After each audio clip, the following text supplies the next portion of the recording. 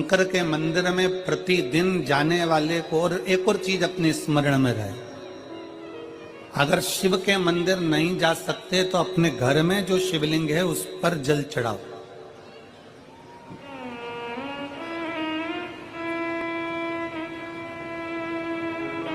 और यदि आप अपने शंकर के घर में शिवलिंग पर भी जल नहीं चढ़ा पा रहे हो तो किसी बेलपत्री का वृक्ष हो, उस वृक्ष के नीचे भी जल चढ़ाओ।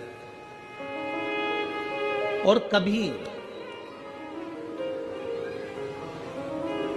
कभी मौका मिल जाए, कभी भगवान शंकर की बड़ी करुणा हो जाए, भगवान शंकर की बड़ी उदारता हो जाए, भगवान शंकर की बड़ी कृपा हो जाए, बड़ी कृपा हो जाए,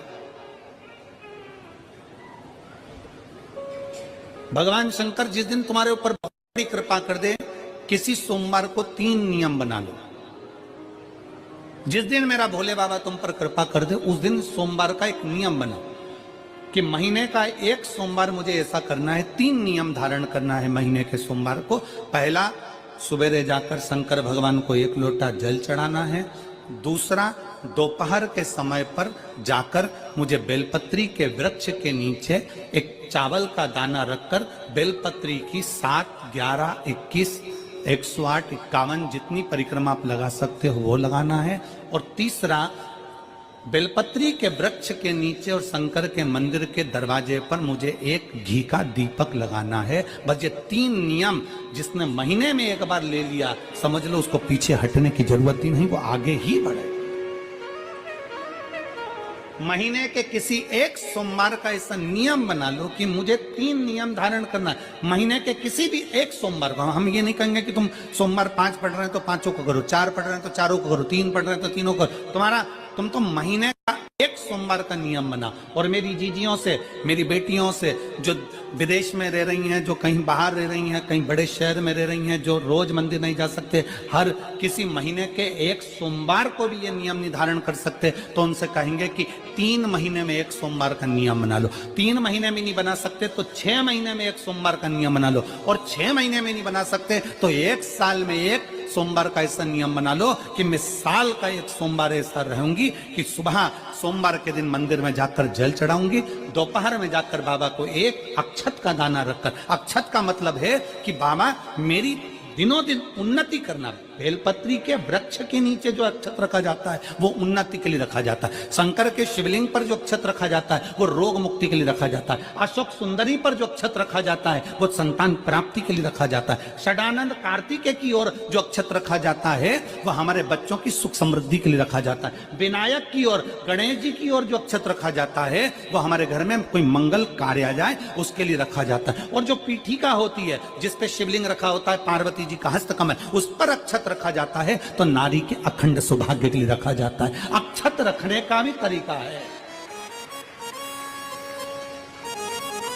एक चावल का दाना कहां रखा जाता है, क्यों रखा जाता है, कैसे रखा। अब कई लोग कहते हैं गुरुजी ये शिव महापुराण में आप ये नियम बताते हो, तरीका बताते हो। हम तो उनसे कहेंगे डॉक्टर के पास जाओगे तो डॉक्टर भी गोली लिखकर ये नहीं कह देगा कि ये सारी गोली एक साथ खा जा। डॉक्टर भी कहेगा ये गोली सुबह खाना है, ये गोली शाम को खाना है, ये गोली दोपहर में खाना, ये गोली भूखे रहकर खाना। बोलो सही है कि गलत है? ये रात्रि को खाना खाने के बाद खा लेना, ये खाना खाने के पहले, ये नाश्ते के पहले। और सुनो, ये दवाई, ये वाली पीछे वाली जो दवाई लो ना इसको दूध से लेना, ये वाली जो दवाई लो ना इसको पानी से लेना। और सुनो, ये डब्बी है इसको पानी में मिलाकर फिर पीना। दवाई लेने का भी तरीका है, उसी तरह शिव महापुराण में एक एक अक्षत का भी तरीका है और एक एक बेलपत्री का भी तरीका है।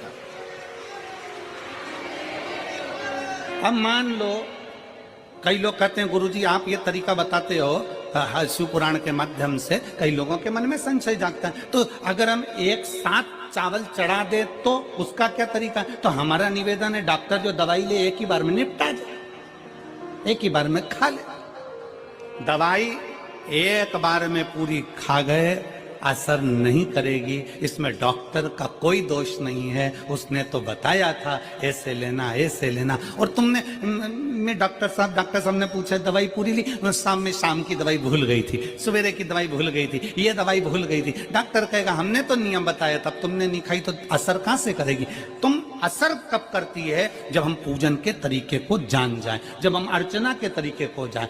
आप साल भर का एक सोमवार निकाल लो, 6 महीने का एक सोमवार निकाल लो, 3 महीने का एक सोमवार निकाल लो, महीने का एक सोमवार निकाल लो, अपने से दिल में बन जाए तो एक सोमवार ऐसा निकालो जिसके 3 नियम धारण हो। पहला, उसी सोमवार जिसको कर रहे हो उस दिन सुबह जल चढ़ाना।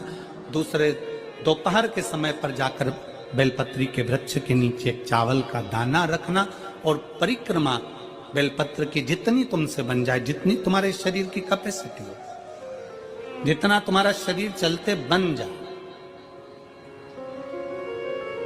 हम तो ये भी नहीं कहते कि तुम भूखे रहकर भगवान का भजन करो, हम कभी नहीं कहते। हम तो यहां तक कहते हैं, हमारे पुष्टि मार्ग में यहां तक कहा गया कि वल्लभ कुल की एकादशी करो, भले बकरी जैसे चरो पर एकादशी करो। हम तो यहां तक कहते हैं कि बहुत समय से कल मेरी एकादशी है, एकादशी है, एकादशी है, एकादशी है, पूरे घर को हिलाकर रख दिया, एकादशी है, एकादशी, एकादशी है। बहू टेंशन में, बेटा डिप्रेशन में, पति पपीता ला ला के, सेव फल ला ला के, मूंगफली का दाना ला ला के, काजू कतली ला ला के, सेव फल ला ला के, और सारा सामान, साबूदाना और खिचड़ी और ना चिप्स ना जाने क्या क्या ला ला के, बेचारा पति एकादशी आती है वो नौमी से चिंता में पड़ जाता है।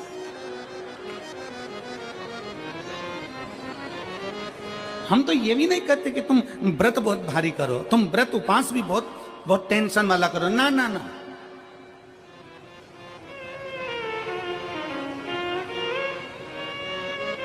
अपने को व्रत उपास भी इतना बहुत बहुत भूखे रह रहे हो, बहुत प्यासे रह रहे हो, और मालूम पड़े कि भगवान हमें मिलेगा, भगवान हमें मिलेगा।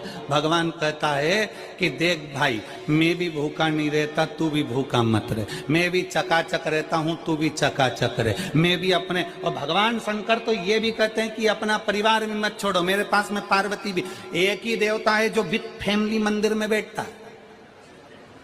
शंकर जी हैं तो पार्वती जी है, तो गणेश जी हैं, तो कार्तिकेय जी हैं, तो नंदी है, सब मंदिर के अंदर चाहिए। शंकर भगवान अपने पूरे परिवार के साथ। शंकर जी तो ये कहते हैं अकेले तुम क्यों रहते हो,